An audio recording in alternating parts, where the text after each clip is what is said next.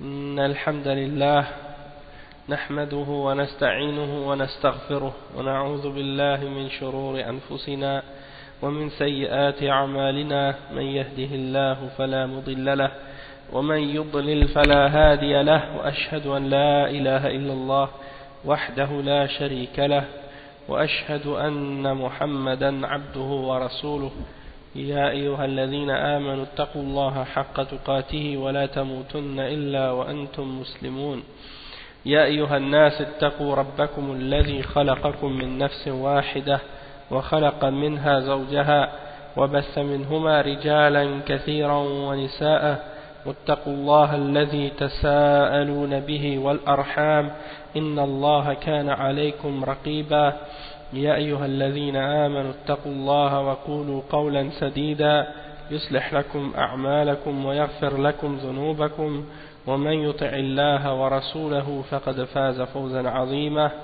أما بعد وإن خير الكلام كلام الله وخير الهدي هدي محمد صلى الله عليه وسلم وإن شر الأمور محدثاتها وكل محدثة بدعة وكل بدعة ضلالة وكل ضلالة في النار أما بعد. Donc on commence aujourd'hui le cours numéro 21, c'est le cours numéro 21 dans le chapitre 15, on est toujours dans le chapitre 15 qui est un chapitre au sujet justement de la fausseté qui prouve la fausseté de ce que les mouchriquines adorent en dehors d'Allah subhanahu wa ta'ala. Donc on a lu les versets qui ont rapport avec ce chapitre et on a lu quelques hadiths également qui montrent que tout ce qui est adoré en dehors d'Allah subhanahu wa ta'ala c'est faux. Puis on a mentionné également des exemples du fait que le prophète Muhammad sallallahu alayhi wa sallam, Allah subhanahu wa ta'ala lui a révélé des versets après certains événements pour lui montrer qu'il n'avait aucun contrôle et aucune décision dans le jugement en ce qui a trait de qu'est-ce qui arrive par rapport au sort des mouchriquines et des kuffars contre lesquels il a invoqué la malédiction d'Allah subhanahu wa ta'ala pour qu'il soit écarté de la miséricorde d'Allah subhanahu wa ta'ala. Et Allah subhanahu wa ta'ala lui a révélé dans certains versets Laysa laka min al-amri shay', c'est-à-dire tu n'as aucune décision dans ces affaires-là, dans ces affaires qui ont rapport avec ces choses-là. Et en même temps pour montrer que le prophète sallallahu alayhi wa sallam dans certaines occasions, dans certaines batailles, il a aussi été blessé et même que 2 de ses dents ont été cassées durant une bataille, c'est la bataille de Uhud. Donc ça c'est la preuve que le prophète sallallahu alayhi wa sallam il n'a pas le pouvoir d'écarter de lui-même un mal quelconque lorsque Allah subhanahu wa ta'ala lui a décrit ce mal, lorsque Allah subhanahu wa ta'ala lui a décrété ce mal. Donc ça c'est la réponse aux mushrikoun parmi les adorateurs des tombes aujourd'hui à notre époque qui pensent que le prophète sallallahu alayhi wa sallam après sa mort peut leur venir en aide ou les secourir ou leur faire un bien quelconque. Ils invoquent le prophète sallallahu alayhi wa sallam dans sa tombe. Donc ça on a expliqué que dans ces exemples-là il y a la preuve que ce qu'ils font est complètement faux.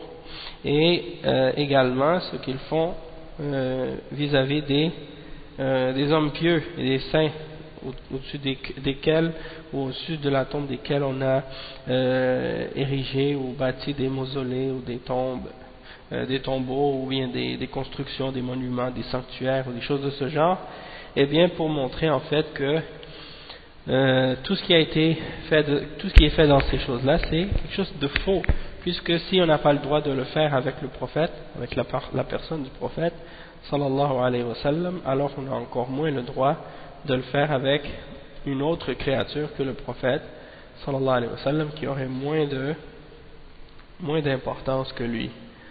Donc ça c'est à ce sujet-là. Puis ensuite pour revenir donc au chapitre 15, le cheikh il mentionne un autre hadith. C'est un hadith qui est rapporté par Al-Bukhari et Muslim, et l'imam At-Tirmidhi également a rapporté ce hadith.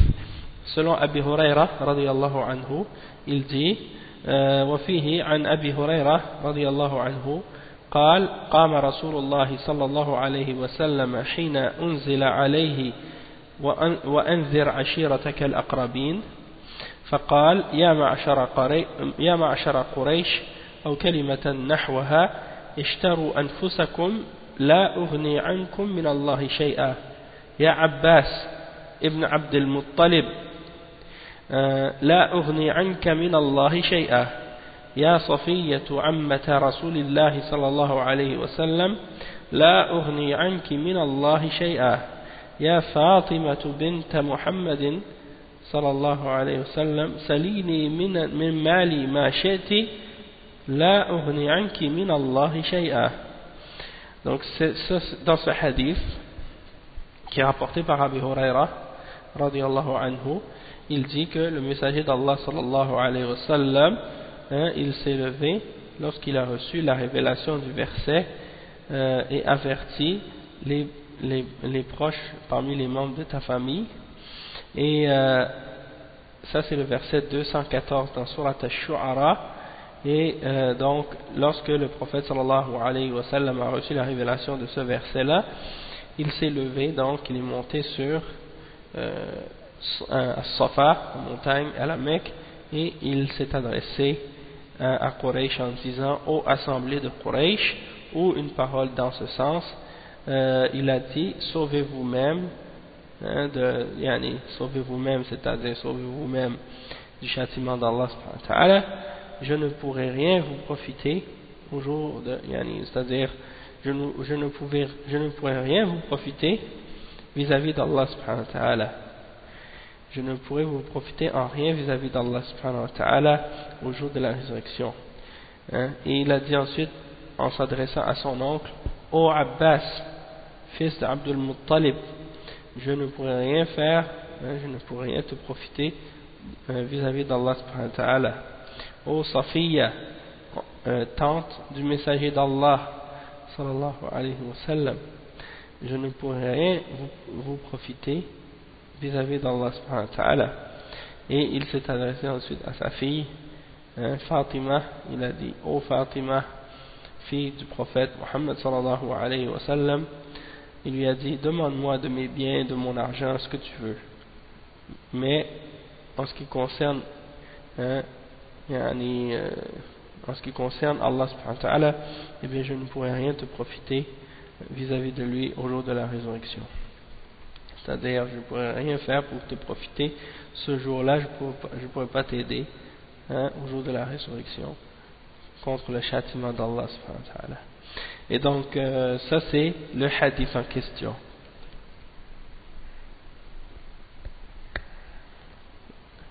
Ensuite le cheikh, donc Cheikh Al-Fawzan, il explique le hadith. Il commence en parlant du narrateur de ce hadith. C'est un hadith rapporté par Abu Huraira. Il dit qila as-sahih an ismahu Abdurrahman ibn Sakhr دوسي من فضلاء الصحابة وحفاظهم وعلمائهم روى أكثر من 5000 حديث توفي سنة 7 أو 8 أو 59 للهجرة. Donc le cheikh il explique, il dit que Abu Huraira radiyallahu anhu, qu'est-ce qui est correct au sujet de ce qui a été mentionné par rapport à son nom, c'est qu'il s'appelle Abdurrahman ibn Sakhr, parce que les ulama ont divergé au sujet de son nom.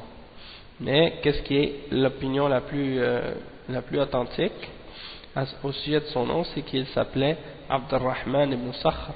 Il est de la tribu de Daws, c'est pour ça qu'on dit qu'il est Dousi, et il est parmi les plus méritoires d'entre les Sahaba, un mémorisateur des hadiths et de la Sunna, et un parmi les grands ulama d'entre les Sahaba. Et il a rapporté plus que 5000 hadiths, et il est décédé, rahimahullah, en l'an 50. Selon la divergence qui existe entre les ulama, certains ont dit en l'an 57, d'autres ont dit en l'an 58, et d'autres ont dit en l'an 59 de la Hijra. Donc c'est dans une de ces 3 années-là qu'il est décédé, rahimahullah. Ensuite, le cheikh il dit وفيه أي في صحيح البخاري قام أي صعد على الصفا. Donc dans le hadith on voit que le cheikh il dit وفيه, c'est-à-dire وفيه parce que c'est par rapport au hadith précédent, parce que le hadith précédent il était rapporté par Al-Bukhari et Muslim également. Donc il dit وفيه, c'est-à-dire في صحيح البخاري, le hadith précédent était rapporté par Al-Bukhari, donc il dit وفيه, c'est-à-dire dans Sahih Al-Bukhari. Il y a donc la mention de ce hadith qui dit qama et sa'ada, c'est-à-dire le prophète sallallahu alayhi wa sallam s'est levé, et dans le sens qu'il s'est levé sur la montagne ou la petite colline de As-Safa. Okay. Et Allah subhanahu wa ta'ala lui a révélé le verset qui lui ordonne d'avertir sa famille proche. عشيرتك عشيرتك عشيرة الرجل هم بنو أبيه الأدنون أو قبيلته. Donc quand on dit en arabe عشيرة, c'est-à-dire عشيرة الرجل, c'est-à-dire les oncles ou les banu abihi, c'est-à-dire les fils de son père, c'est-à-dire dans le sens de ses frères, ceux qui sont proches de lui, et également sa tribu. Donc ça peut être dans ce sens-là, soit tes frères, les fils de ton père, ou bien la tribu, et al-aqrabin, c'est-à-dire ay al-aqrab fal-aqrab minhum, c'est-à-dire ceux qui sont plus près de toi dans tes liens de parenté. Donc Allah subhanahu wa ta'ala lui ordonne de commencer par ceux-là, et il dit ya ma'shara Quraysh. Donc le cheikh explique, il dit al-ma'shar al-jama'a, c'est-à-dire al-ma'shar, ça signifie l'assemblée de gens qui sont réunis, ou bien le regroupement de personnes qui sont réunies. Donc ici il s'adresse en disant ya ma'shar, et souvent vous allez remarquer dans les hadiths, le prophète sallallahu alayhi wa sallam il utilise cette formule. Il dit par exemple ya ma'shar al-shabab, ou ya ma'shar Quraysh, ô vous assemblée de Quraysh, ô vous assemblée de jeunes hommes, et ainsi de suite. أو كلمة نحوها بنصب كلمة يعني عطف على ما قبله أي ما أو قال كلمة نحوها شك من الراوي. Donc c'est ça, donc ou bien une parole semblable. Et pourquoi le narrateur dit ou bien une parole semblable? Parce que il a un doute, le rapporteur du hadith a un doute, et donc il explique que le prophète sallallahu alayhi wa sallam a dit soit que ô assemblée de Quraysh, ou bien il a dit quelque chose dans ce sens-là. Et il a dit ensuite ishtaru anfusakum ay khallisuha min al-azab bi tawhidillahi wa ta'atihi wa la ta'tamidu ala al-sharaf wa al-nasab. Ishtaru anfusakum, c'est-à-dire essayez de vous sauver du châtiment d'Allah subhanahu wa ta'ala, bien entendu en établissant son tawhid et en établissant l'obéissance d'Allah subhanahu wa ta'ala, et n'essayez pas de vous reposer uniquement sur votre noblesse, la noblesse du fait que vous êtes d'une famille noble ou d'une lignée de gens nobles, ainsi de suite.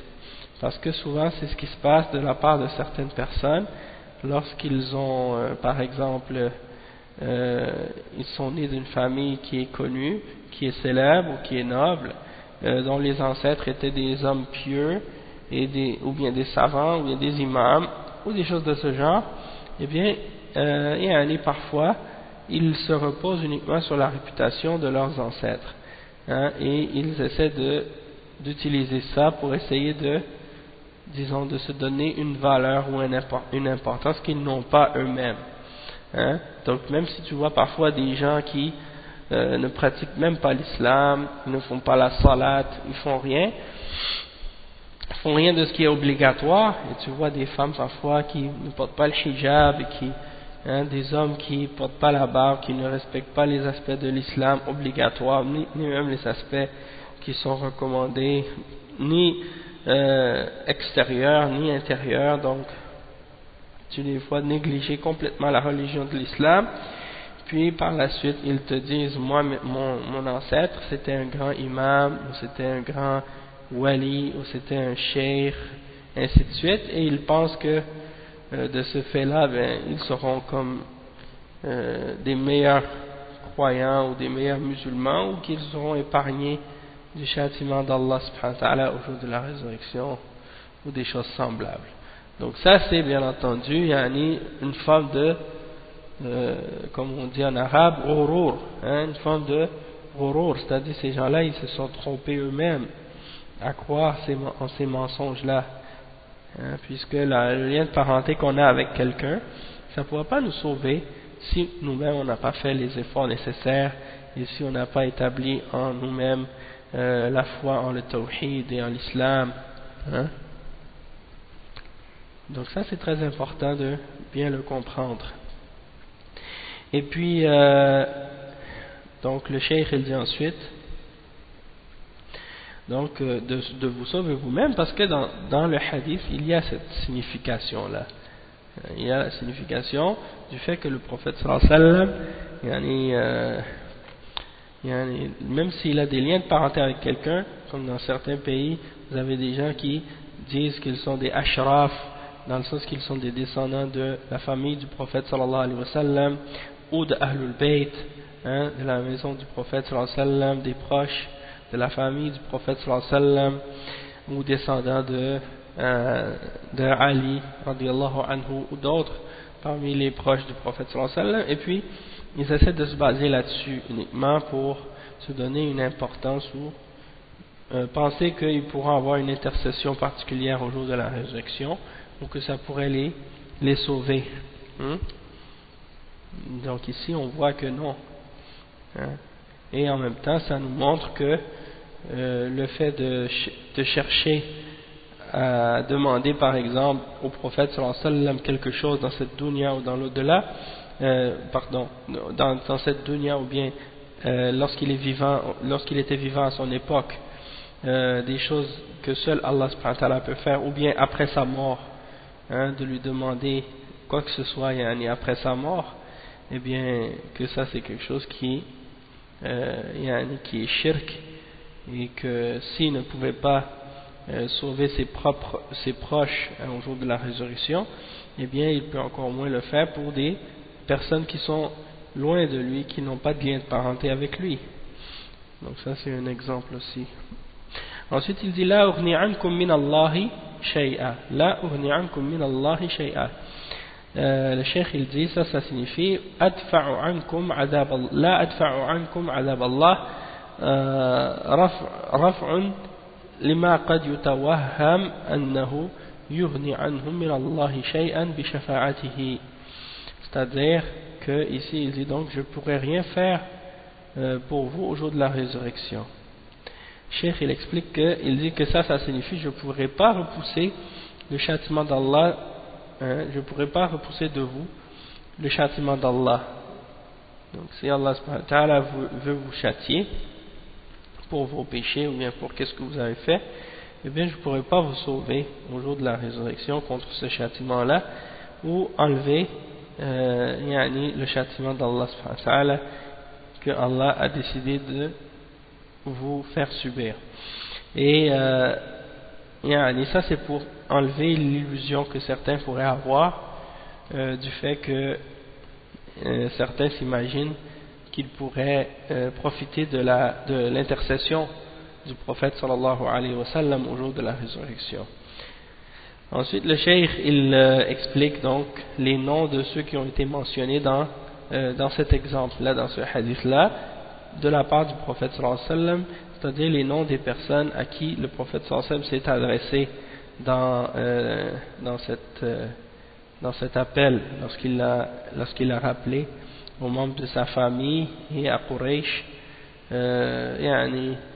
qu'il ne pouvait rien faire pour eux au jour de la résurrection contre le châtiment d'Allah. Il s'est adressé à Abbas, donc il dit Abbas wa Safiya wa Fatima. Il dit بالرفع على البناء ويجوز النصب بالنداء وابن وعمة وبنت بالنصب لا غير بدلا من المنادي أو عطف بيان. Donc le cheikh il explique que Abbas et Safiyatu et Fatima, on peut les écrire ou les prononcer avec une dhamma parce que c'est marfou' par rapport au fait que c'est mubtada, ou bien on peut le mentionner également mansoub comme étant par rapport au nida, par rapport au ya nida. Et également il explique que ibna wa ammata wa binta ils sont marfou' avec la fatha. Pourquoi? Parce que c'est quelque chose qu'on appelle al-badal min al-munadi ou atfu bayan. Donc badal, ça veut dire qu'est-ce qui remplace. Donc ibn et amma et bint, ça remplace Abbas, Safiya et Fatima. Donc ça c'est des règles de grammaire que le cheikh il explique. Ensuite il dit à sa fille سليني من مالي لأن هذا هو الذي يقدر عليه وما كان من أمر الله فلا قدرة له عليه. Donc le cheikh il explique donc que le prophète sallallahu alayhi wa sallam a dit à sa fille Fatima, demande-moi de mes biens ce que tu veux, parce que ça c'est quelque chose par rapport à laquelle il a une capacité de faire quelque chose. C'est-à-dire il est capable de donner de ses biens ou de son argent parce que c'est quelque chose qui lui appartient, quelque chose qu'il est capable de faire.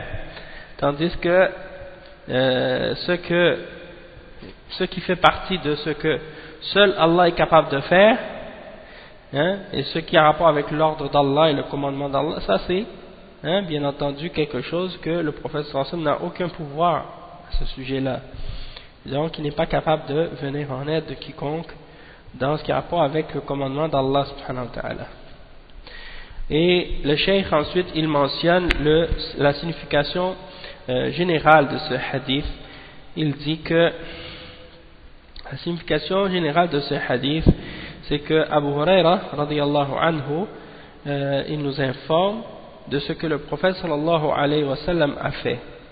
Donc il dit يخبر أبو هريرة رضي الله عنه عما صنع رسول الله صلى الله عليه وسلم حينما أمره الله في كتابه الكريم أن ينذر قرابته أنه قام متمثلا أمر ربه فنادى قريشا ببطونها ونادى عمه وعمته وبنته فأنذرهم نذارة خاصة وأمرهم أن يخلصوا أنفسهم من عذاب الله بتوحيده وطاعته وبلغهم أنه لا يدفع عنهم من عذاب الله شيئا إذا لم يؤمنوا فمجرد قربهم منه غير نافع لهم بدون إيمان. Donc qu'est-ce qu'il explique le cheikh? Il dit que le sens général du hadith, c'est que Abu Huraira radiyallahu anhu, comme je disais, il a mentionné de ce que le prophète sallallahu alayhi wa sallam a fait lorsque Allah lui a ordonné dans son livre d'avertir ses proches.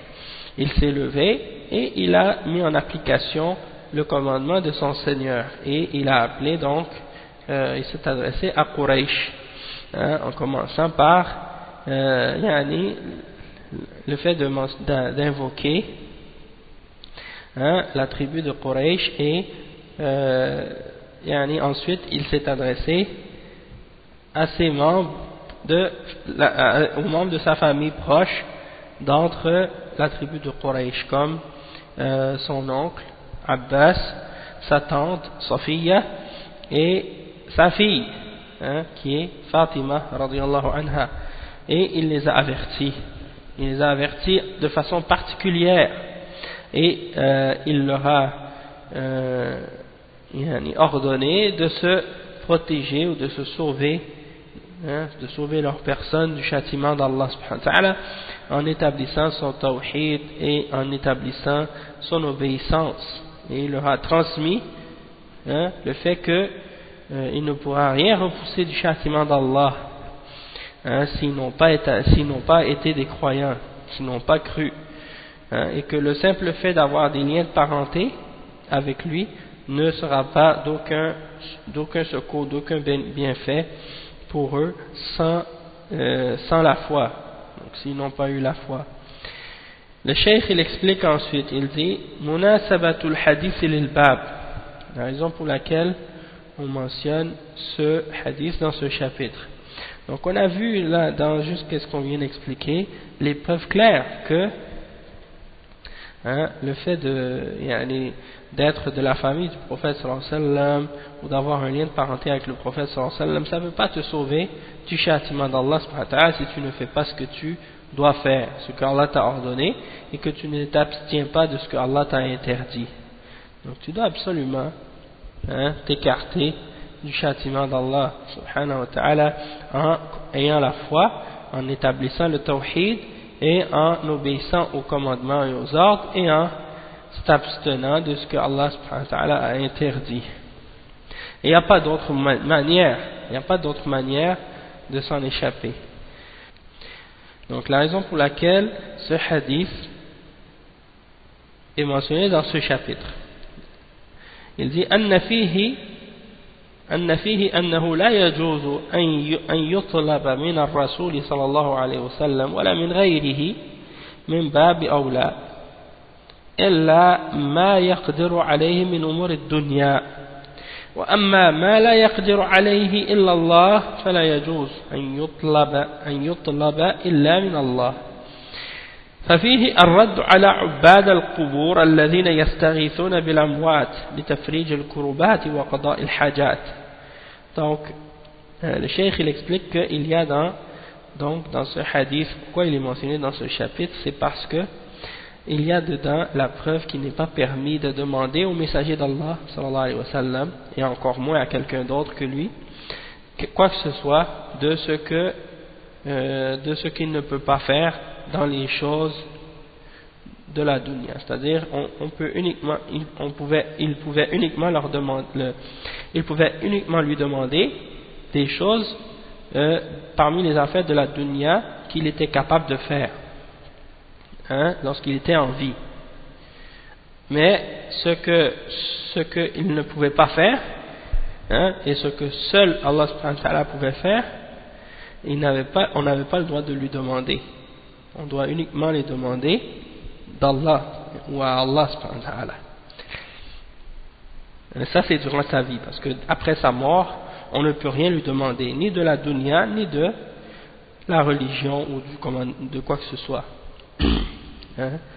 Et ensuite le cheikh il dit, il y a également dans ça la réponse aux adorateurs des tombes, ceux qui cherchent ou qui appellent au secours les morts lorsqu'il y a des malheurs et des grandes détresses, des moments de détresse. Ils invoquent les morts et ils leur demandent de venir répondre à leurs besoins ou des choses comme ça, de régler leurs besoins. Et ça, il n'y a pas de doute que c'est du shirk majeur que ces gens-là sont en train de faire. C'est du shirk majeur qui fait sortir quelqu'un de l'islam. Donc c'est quelque chose de très grave. Et ensuite le cheikh il dit وَمَا يُسْتَفَادُ مِنَ الْحَدِيثِ ما يُسْتَفَادُ من الحديث.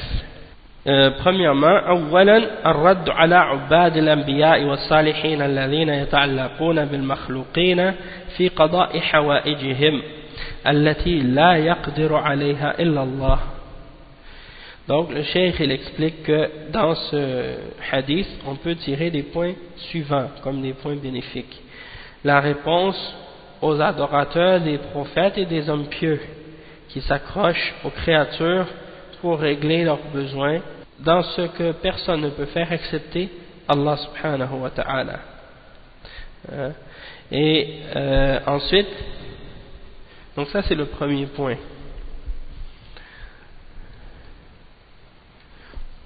Et bien entendu, après la mort des prophètes, on n'a pas le droit de les invoquer ou de leur demander quoi que ce soit, puisqu'ils ne peuvent rien faire pour quiconque.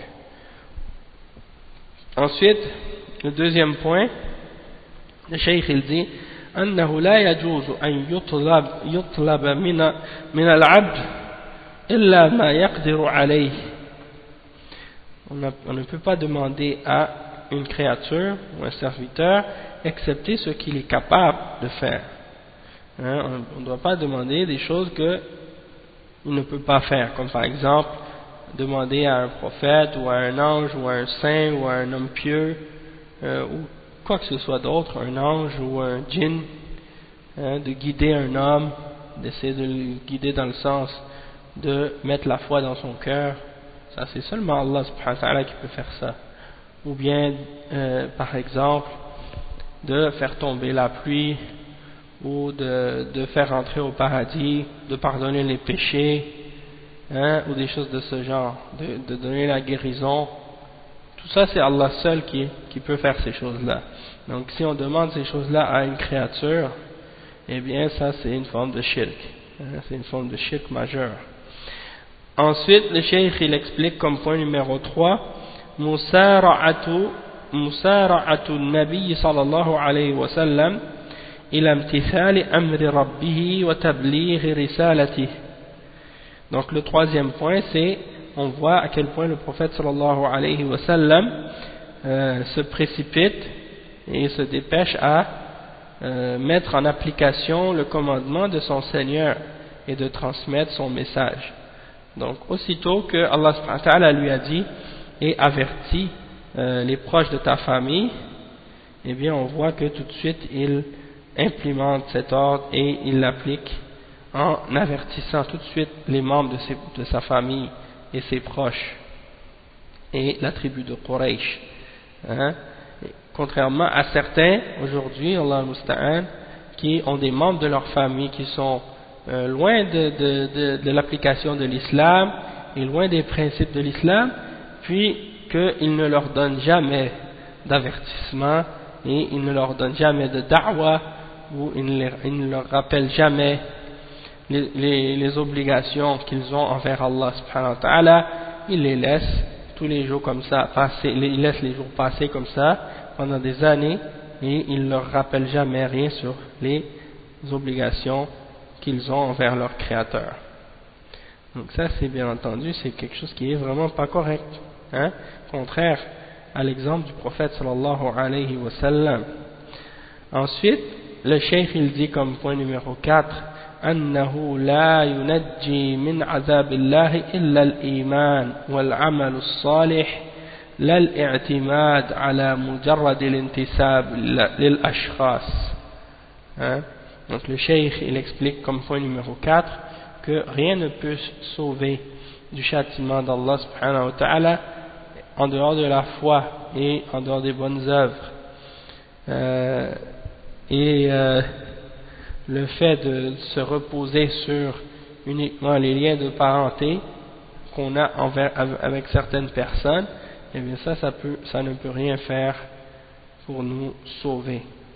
De se baser sur les idées qu'on a, qu'on fait partie d'une famille noble ou d'une famille d'une grande lignée, d'une grande importance, et qu'on vient d'une famille pieuse, qu'un de nos ancêtres c'était un grand savant, un grand imam, un grand cheikh, donc comme certains disent, mon grand-père ou mon arrière-grand-père qui était, comme en Afrique de l'Ouest souvent on entend souvent ça, un grand marabout, mon grand-père était un grand marabout, des choses de ce genre. Tout ça, ça veut rien dire. Premièrement, si lui-même il n'était pas sur la sunna et sur le tawhid, ça peut rien faire pour lui. Tout ce qu'il a fait, ça n'aura aucune valeur pour lui. s'il était dans le shirk et dans la bid'a, et en même temps, si toi-même tu ne fais pas d'effort pour être un bon musulman, pour être sur le tawhid et sur la sunna et sur l'islam, eh bien tout ce que ton ancêtre, ton grand-père ou autre a pu faire ne pourra pas te servir au jour de la résurrection. Et même si c'était ton grand-père ou ton arrière-grand-père, ou même si ton ancêtre était le prophète sallallahu alayhi wa sallam, même si ton ancêtre était un de la famille du prophète sallallahu alayhi wa sallam, ça ne peut rien faire pour toi. Et c'est ça qui a fait que beaucoup de gens sur la terre sont déviés, à cause du fait qu'ils se sont reposés sur la noblesse de leur origine et qu'ils croient que ça les protège du châtiment d'Allah subhanahu wa ta'ala. Et on a l'exemple, meilleur exemple de ça, c'est l'exemple des Juifs, l'exemple de Al-Yahoud. Et même parmi les Juifs, il y en a des catégories ou des tribus, parmi les soi-disant 12 tribus, qui supposément sont plus nobles que les autres, et qui ont des noms qui leur donnent certains prestiges. Il y en a qui se reposent uniquement sur le fait qu'ils sont de telle origine ou de telle descendance pour se donner une importance, soit qu'ils prétendent être descendants de Moïse ou descendants d'un prophète ou de tel prophète, ainsi de suite. Bien entendu, on sait très bien que ça peut rien faire pour eux au jour de la résurrection s'ils n'ont pas cru. Et même dans le Coran, Allah subhanahu wa ta'ala, il mentionne que certains d'entre eux, justement, certains d'entre eux disaient نحن أبناء الله وأحباؤه قل فلما يعذبكم بذنوبكم بل أنتم بشر ممن خلق. C'est-à-dire certains d'entre eux ont dit nous sommes les fils d'Allah et ses bien-aimés.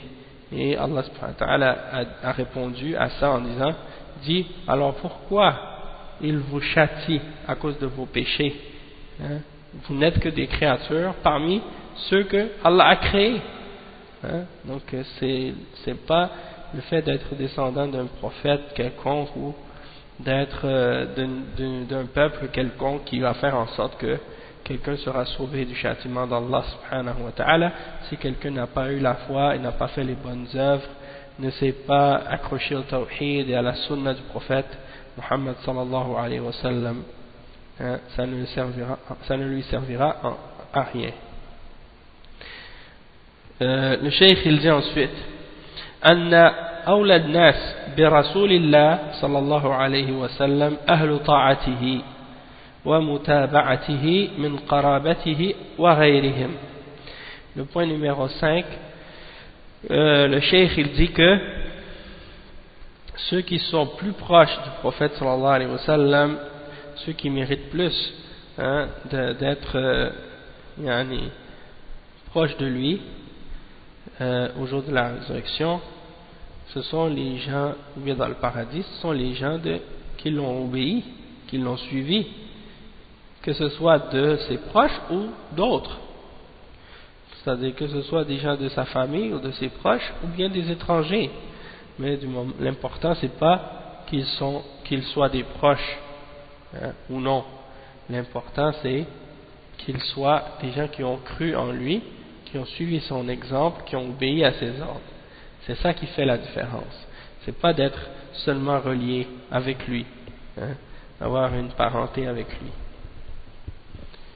Ensuite, justement, le cheikh il dit dans le point numéro 6, qui est le dernier point, il dit وأن مجرد القرابة من الرسول صلى الله عليه وسلم لا ينفع بدون إيمان وعمل صالح وعقيدة صحيحة. Donc le cheikh il dit que de uniquement avoir un lien de parenté avec le messager d'Allah sallallahu alayhi wa sallam, ça ne peut rien faire pour profiter à quelqu'un, ça ne peut pas profiter à quiconque sans qu'il y ait avec ça une foi et des bonnes œuvres et une bonne aqidah, une bonne croyance. Sinon, ça ne servira pas à la personne. D'accord? Donc ça c'est la fin de ce chapitre qui est le chapitre 15 au sujet donc des preuves de la fausseté de ce qui est adoré en dehors d'Allah subhanahu wa ta'ala. Et maintenant on commence donc le chapitre numéro 16 et le chapitre numéro 16 fait également partie donc des chapitres qui n'ont pas de titre, hein, comme le chapitre précédent. Il n'y a pas un titre qui définit le sujet de ce chapitre. Toutefois, l'explication de ce chapitre, de la signification du chapitre en fait, est dans le tafsir des versets qui sont mentionnés et des hadiths. D'accord? C'est dans l'interprétation de ces versets-là que on retrouve donc en fait la signification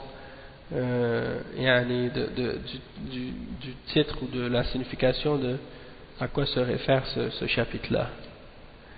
Et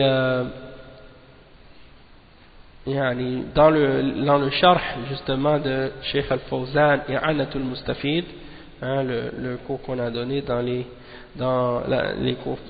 années précédentes sur Kitab al-Tawhid, qui était un sharh plus détaillé, Cheikh Al-Fawzan il a expliqué un peu plus en détail les choses qui ont rapport avec ce chapitre. Et c'est le cours 50 dans l'autre cours dans I'anatul Mustafid, le sharh qu'on avait fait auparavant. Donc le cheikh donc il mentionne dans ce chapitre, le cheikh Mohammed ibn Abdul Wahhab, il mentionne comme premier verset dans ce chapitre le verset 22 dans Surat Saba. Donc dans ce verset, c'est le verset 23 pardon, j'avais dit le 22 mais c'est le 23. Et dans ce verset, en fait, le cheikh il mentionne le verset, une partie du verset. Hatta idha fuzzi'a an qulubihim, hatta idha fuzzi'a an qulubihim, qalu madha qala rabbukum, qalu al-haqq wa huwa al-'aliyyu al-kabir. Et ça c'est juste la fin du verset. Le verset en entier, si on le lit, le verset 23 dans Surat As-Saba. Dans Surat Saba, ça dit وَلَا تَنْفَعُ الشَّفَاعَةُ عِنْدَهُ إِلَّا لِمَنْ أَذِنَ لَهُ حَتَّى إِذَا فُزِّعَ عَنْ قُلُوبِهِمْ قَالُوا مَاذَا قَالَ رَبُّكُمْ قَالُوا الْحَقَّ وَهُوَ الْعَلِيُّ الْكَبِيرُ. Ça signifie l'intercession auprès de lui ne profite qu'à celui en faveur duquel Allah la permet. L'intercession auprès d'Allah subhanahu wa ta'ala ne profite qu'à celui en faveur duquel il l'a permis, il l'a permise. Quand ensuite la frayeur se sera éloignée de leur cœur, ils, c'est-à-dire les anges, diront: qu'a dit votre Seigneur? Ils répondront: la vérité. C'est lui le sublime, le grand. C'est lui le sublime, en fait, c'est lui le très haut. Parce que Al-Ali, ça veut dire le très haut, celui qui est élevé au-dessus de sa création. Et le cheikh donc il explique ça dans l'interprétation donc de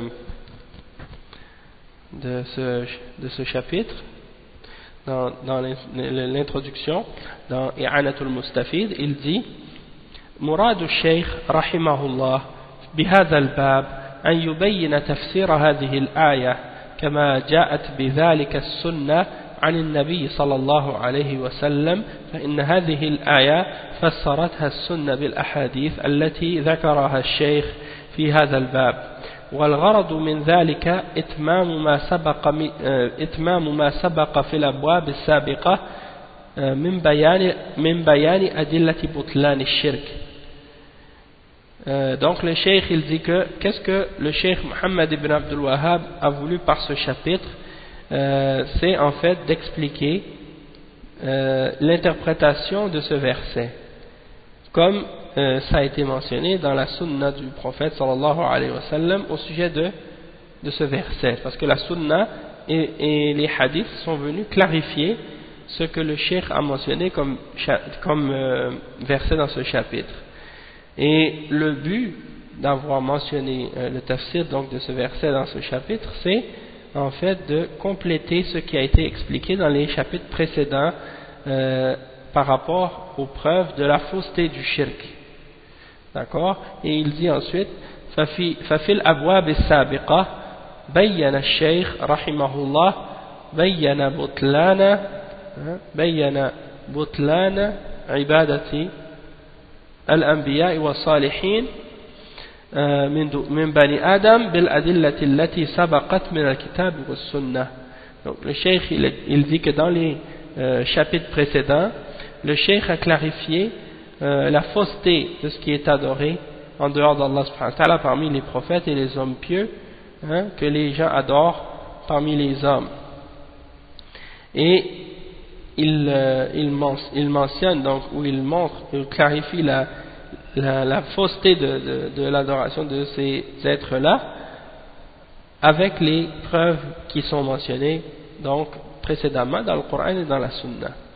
ففي هذا الباب يبين بطلان عبادة الملائكة لأن الملائكة عبدوا من دون الله.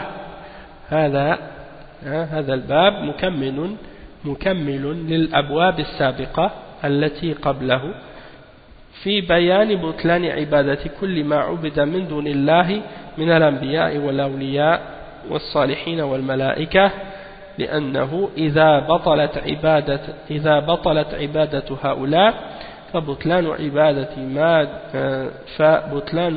عبادة من دونهم من باب أولى، وإذا بطل ذلك في حق الملائكة وهم أقوى الخلق خلقة ومن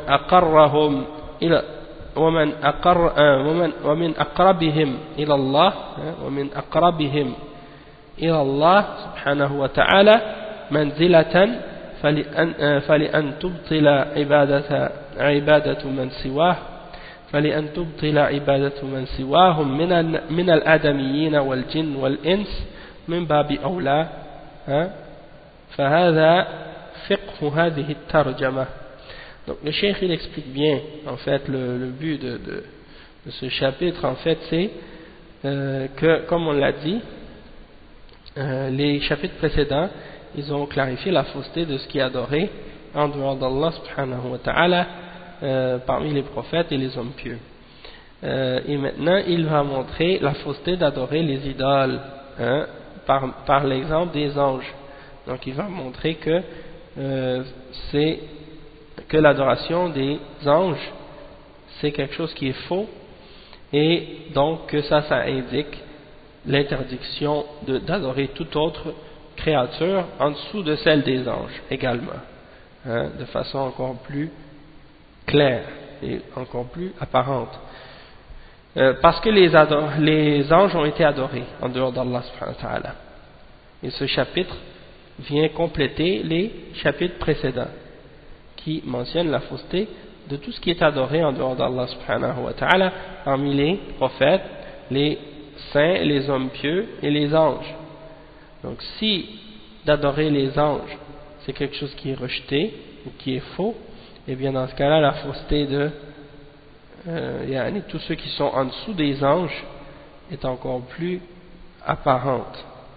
L'adoration de toute autre chose en dessous des anges est encore plus claire et plus interdite et plus fausse, puisque si l'adoration des anges ou l'adoration qui est offerte aux anges est quelque chose de faux, alors que ce sont des créatures qui sont parmi les plus fortes d'entre toutes les créatures que Allah a créées et parmi celles qui sont les plus proches d'Allah subhanahu wa ta'ala en degré, alors dans ce cas-là de montrer la faiblesse et la fausseté de ce qui est adoré en dehors de ces créatures-là parmi les hommes ou les djinns et les êtres humains, les fils d'Adam.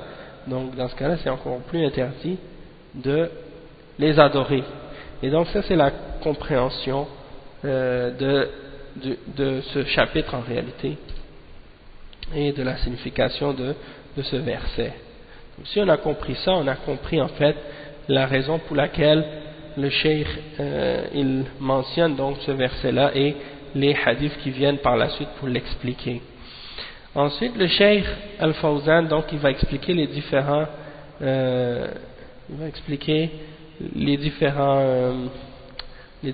termes qui sont mentionnés dans ce chapitre, après avoir fait la petite introduction qu'on a faite, étant donné qu'on l'a fait, donc on n'a pas besoin vraiment de répéter ce que le cheikh a dit au sujet de ce verset-là, mais, ou bien plutôt comme il dit, Munasabatul Bab li Kitab al-Tawhid, donc pourquoi on a placé dans Kitab al-Tawhid un chapitre comme celui-ci? Eh bien, la raison, c'est pour la raison qu'on a expliqué, pour montrer la fausseté de ce qui est adoré en dehors d'Allah subhanahu wa ta'ala, et en particulier celle des anges, l'adoration des anges en dehors d'Allah subhanahu wa ta'ala. Et donc, si on arrive à prouver, comme on le fait, que d'adorer les anges c'est faux, alors dans ce cas-là, tout ce qui est adoré, alors que c'est une créature moindre que les anges, alors elle a encore moins raison d'être adorée que celle-ci. Donc, c'est-à-dire que les anges. Et donc le cheikh, on va juste lire l'arabe, puis étant donné qu'on a déjà lu ce que ça signifiait, on va passer juste tout de suite aux termes qui sont mentionnés dans le verset par la suite. Le cheikh il dit حتى إذا فزع عن قلوبهم قالوا ماذا قال ربكم قالوا الحق وهو العلي الكبير. يعني jusqu'à ce que Allah subhanahu wa ta'ala ait éloigné la frayeur de leur cœur, ils disent, ils demandent qu'a dit votre Seigneur? Ils répondent, il a dit la vérité et c'est lui le très haut et le très grand. مناسبة الباب لكتاب التوحيد أن فيه بيان حال الملائكة الذين هم أقوى وأعظم من عبد من دون الله، فإذا كان حالهم مع الله ما ذكر من هيبتهم منه وخشيتهم له، فكيف يدعون مع الله؟ فغيرهم من باب أولى. ففي ذلك رد على جميع المشركين الذين يدعون مع الله من لا يداني الملائكة. Donc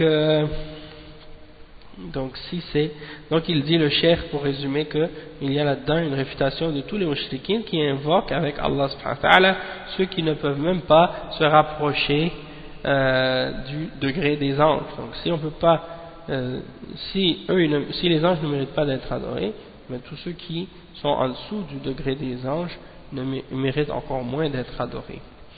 Et ensuite il mentionne donc l'explication des premières parties du verset حتى فزع عن قلوبهم وزيل الفزع عن قلوب الملائكة من الغشية التي تصيبهم عند سماع كلام الله بالوحي إلى جبريل. Donc le cheikh il explique, il dit فزع عن قلوبهم, c'est-à-dire يعني حتى إذا فزع عن قلوبهم, c'est-à-dire jusqu'à ce qu'on ait enlevé ou éloigné la frayeur de leur cœur, c'est-à-dire du cœur des anges, parce qu'ils sont tombés sans connaissance après avoir été frappés de cette frayeur qu'ils ont à entendre la parole d'Allah subhanahu wa ta'ala lorsqu'il révèle la parole à Jibril alayhi salam. Donc ils disent قالوا أي قال بعضهم لبعض استبشارا ماذا قال ربكم قالوا الحق أي قال الحق قال الله الحق. Donc le cheikh explique, il dit, ils disent donc, ils se disent les uns les autres en se réjouissant, qu'a dit votre Seigneur? C'est le verset, toujours la suite du verset 23 de Surat Saba. Ils disent, ils répondent, il a dit la vérité, c'est-à-dire Allah subhanahu wa ta'ala a dit la vérité. Qalu al-haq, donc Allah a dit al-haq, la vérité.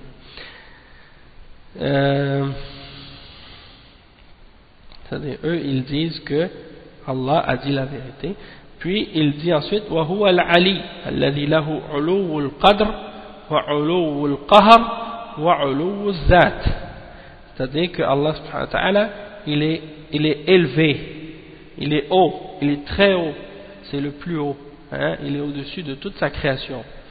Et le cheikh explique qu'il est élevé dans tous les aspects de sa majesté, dans tout ce que ça peut impliquer comme hauteur et perfection.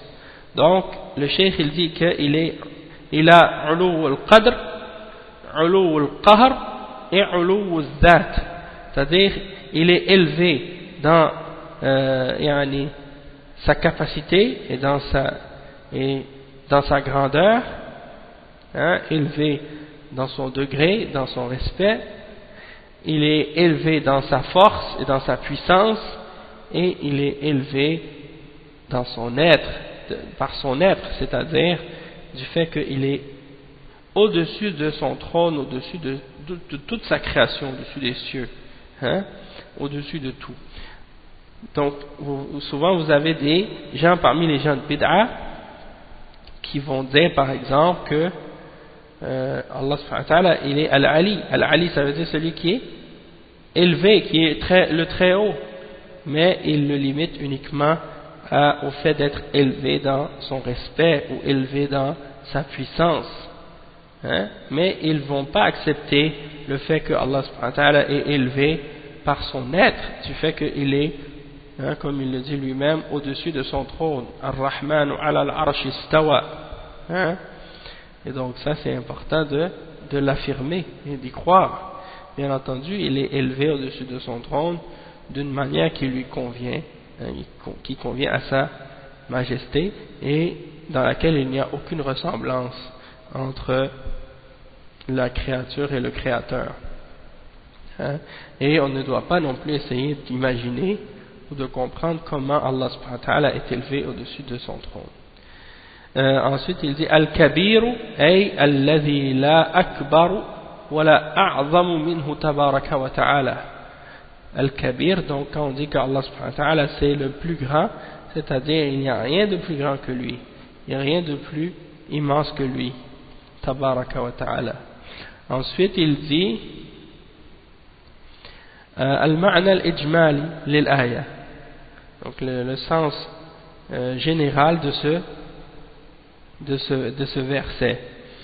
Le cheikh il dit يخبر الله سبحانه عن الملائكة أنها إذا سمعت الوحي من الله إلى جبريل فزعت عند ذلك تعظيما وهيبة وأردعت حتى يصيبها مثل الغشي فإذا أزيل الفزع من قلوبهم أخذوا يتساءلون فيقولون ماذا قال ربكم فيقولون قال الحق وهو العلي فوق كل شيء وهو العالي فوق كل شيء الذي لا أكبر منه ولا أعظم.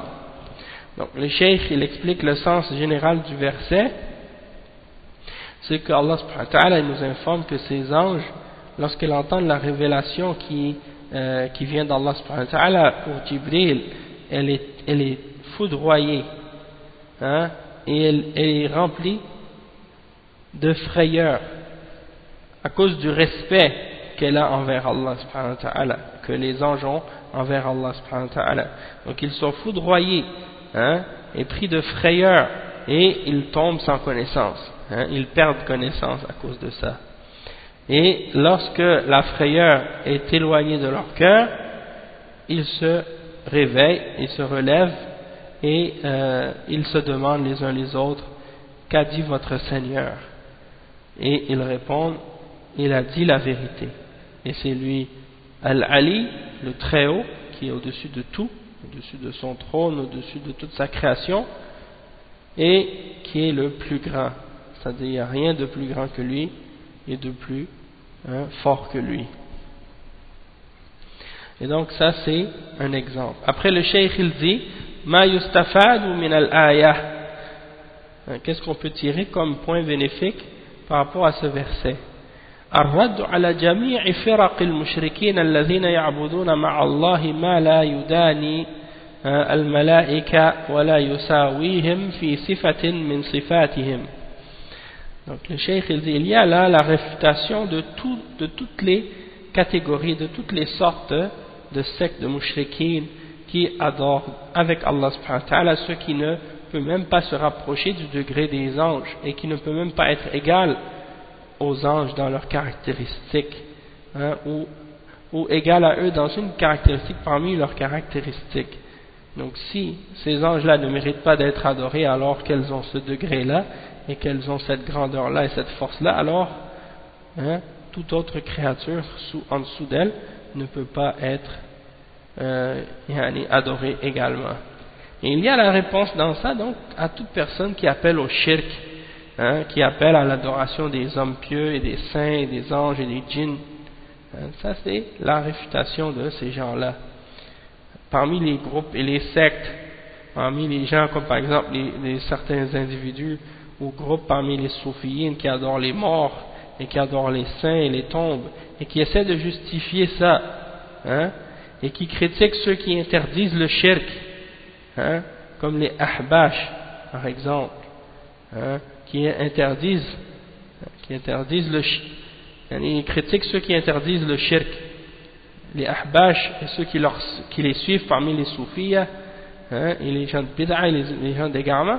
Ils critiquent les gens qui appellent au tawhid et qui interdisent le shirk, et ils disent que ce sont des wahhabis, hein, et qu'ils interdisent le respect envers les hommes pieux et envers les saints, alors que bien entendu les preuves de l'interdiction du shirk sont innombrables dans le Coran et dans la Sunna, et malgré tout tu les vois, ils ont le culot, hein, et le front d'essayer de justifier le shirk qu'ils font en ramenant des shubuhat et des choses de ce genre, a'udhu billah, alors que les versets sont clairs dans l'interdiction du shirk, hein, Allah al-Musta'an.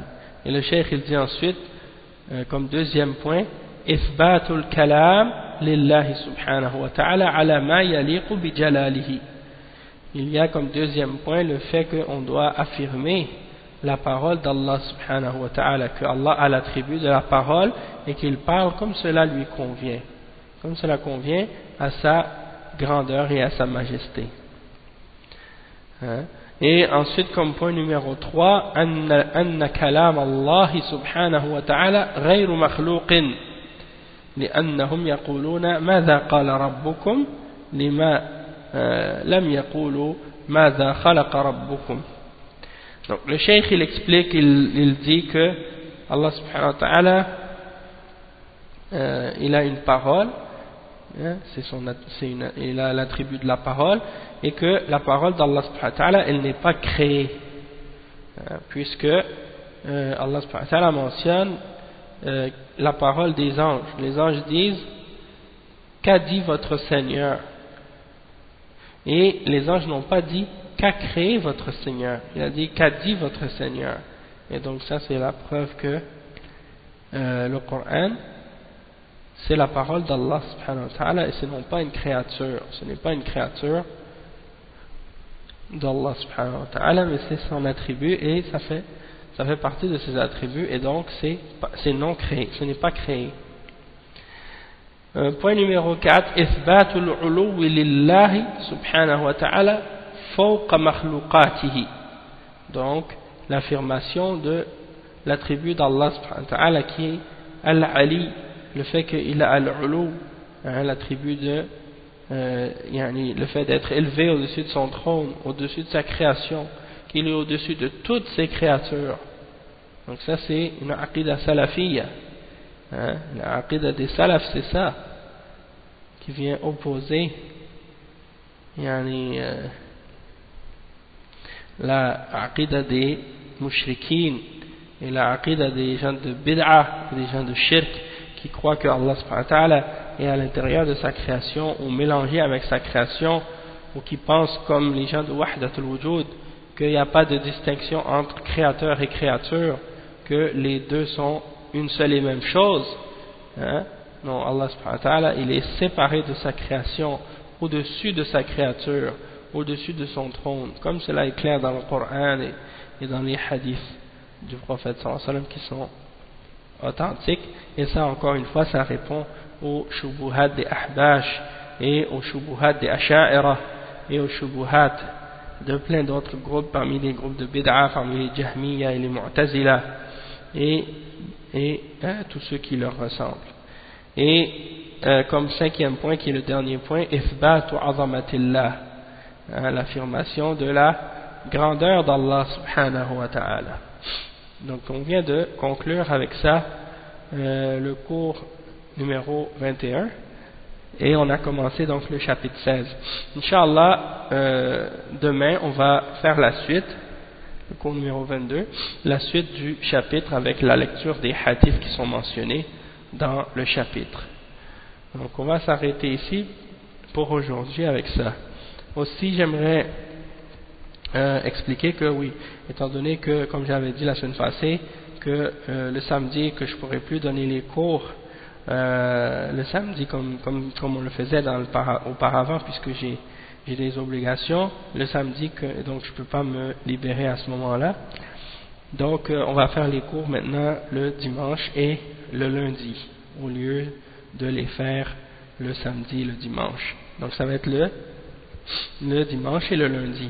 Et également il y a un cours qui est rajouté le mercredi pour les frères de Bruxelles, un livre que j'avais commencé en Belgique quand j'étais parti là-bas. On avait fait déjà 4 cours, donc c'est le livre qui s'appelle Mawqiful Muslim min al-Fitan, ou bien al-Fitan ou al-Fitna wa Mawqiful Muslim minha. C'est un livre écrit par le cheikh Mohammed Al-Aqil, un des shuyukh de Médine, de l'université. Donc c'est le livre qui s'intitule Al-Fitna wa Mawqiful Muslim minha, la fitna et la position du musulman face à celle-ci. Et donc on a commencé donc à parler de ce livre, de ce cours-là. Déjà on a commencé le livre déjà.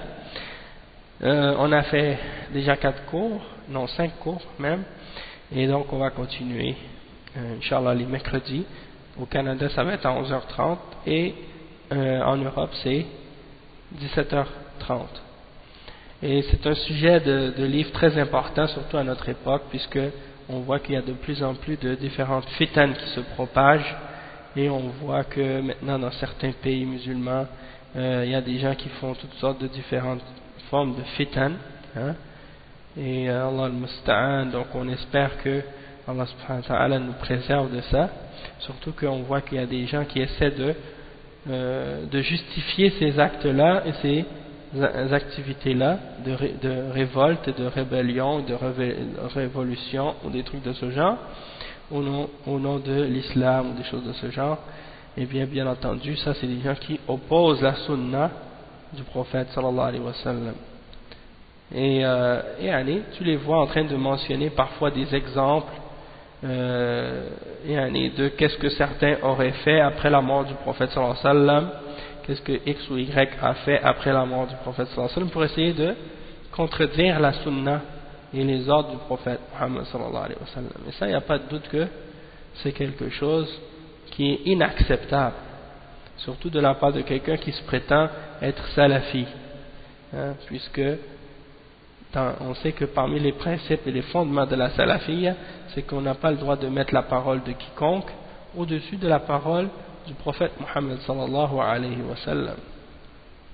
Donc lorsque le prophète sallallahu alayhi wa sallam nous interdit la rébellion et le fait de désobéir, et il nous ordonne d'être patient et d'obéir dans le bien et de faire preuve d'endurance, alors dans ce cas-là, quelqu'un ne peut pas venir par la suite et dire un tel a fait, un tel a dit après la mort du prophète sallallahu alayhi wa sallam, puisque notre référence et notre base c'est l'exemple du prophète sallallahu alayhi wa sallam. Donc ça c'est très important de le comprendre. Et on voit que les salafs sont tous d'accord sur ça, et s'il y a eu certains individus parmi eux qui ont contredit ou désobéi à cet ordre, eh bien on regarde qui ils sont. Si ce sont des individus parmi les ulama ou parmi des gens connus comme étant des gens de la sunna, eh bien on cherche pour eux des excuses et on demande à Allah subhanahu wa ta'ala de les pardonner, et on sait que ils ont fait ça par ijtihad et qu'ils se sont trompés, donc on demande pardon. Si ce sont des khawarij ou des gens de bid'a, dans ce cas-là on est conscient que ça c'est des égarements qu'ils ont suivis et que ça fait partie de leur fondement d'égarement de faire ces genres de rébellions là, mais bien entendu on ne fait pas de comparaison entre les ulama qui ont fait des erreurs dans ces questions là alors qu'à la base ils sont sur la sunna, et des individus qui étaient clairement établis sur la bid'a et sur la voie des khawarij et qui ont suivi leurs principes. Ceux-là c'est des gens d'égarement. Il y en a qui jettent des shubuhat à ce sujet-là pour essayer de justifier en se justifiant par les erreurs de certains d'entre des gens qui sont connus, qui ont fait du bien, mais qui se sont trompés dans ces questions-là. Ils essaient de jeter de la poussière dans les yeux des gens pour les tromper et leur mettre des doutes sur l'interdiction de se rebeller contre les dirigeants. Donc, on en reparlera donc dans le cours du mercredi, Inch'Allah, pour clarifier, parce que qu'est-ce qui se passe maintenant en Tunisie et en Algérie, ça ressemble beaucoup à ce qui s'était passé dans les années 90 en Algérie. Ça avait commencé de la même manière, des rébellions, des révolutions, des manifestations dans les rues, et après on a ouvert la porte aux élections, et après qu'est-ce qui est arrivé? Les partis islamiques ont commencé à se mélanger là-dedans, à se mêler de ça, et puis on sait par la suite qu'est-ce qui est arrivé, les massacres, les tueries et tout. Et tout ça, ça a fait que une grande partie de la population maintenant, à cause de ça, ils ont peur de l'islam, ils se sont détournés de l'islam à cause de ces choses-là. Et donc, probablement que les kuffars, parmi leurs ruses et leurs plans, ils veulent essayer de créer la même situation en Tunisie. Et ils veulent qu'il y ait en Tunisie les mêmes tueries, les mêmes égarements et les mêmes exagérations que ce qui s'était passé en Algérie. Qu'Allah subhanahu wa ta'ala nous préserve de ça. Donc il y a un bon livre à ce sujet-là, si vous voulez y retourner. C'est un livre qui a été écrit par le Cheikh Abdul Malik Ramadani au sujet des événements de l'Algérie, et ce livre s'intitule Madarikun Nazar fi Siyasa. Madarikun Nazar, et c'est un livre vraiment de référence sur la question, et il a été relu par le Cheikh Mohammed Nasruddin Al-Albani, masha'Allah, et il avait également été relu par le Cheikh Abdul Muhsin Al-Abbad, qui l'a relu plus qu'une fois, et qui a écrit une introduction au livre. Donc ça c'est un exemple du fait que ce livre-là il est vraiment important, et vraiment intéressant, et qui clarifie beaucoup de choses sur toutes ces affaires-là par rapport au manhaj. Donc vraiment c'est un livre à l'époque actuelle très important d'y retourner pour comprendre qu'est-ce qui se passe actuellement. Donc on va s'arrêter ici, Inch'Allah. Subhanakallahumma wa bihamdik, ashhadu an la ilaha illa ant, astaghfiruka wa atubu ilayk. Barakallahu fikum wa jazakumullahu khairan, wassalamu alaykum wa rahmatullahi wa barakatuh.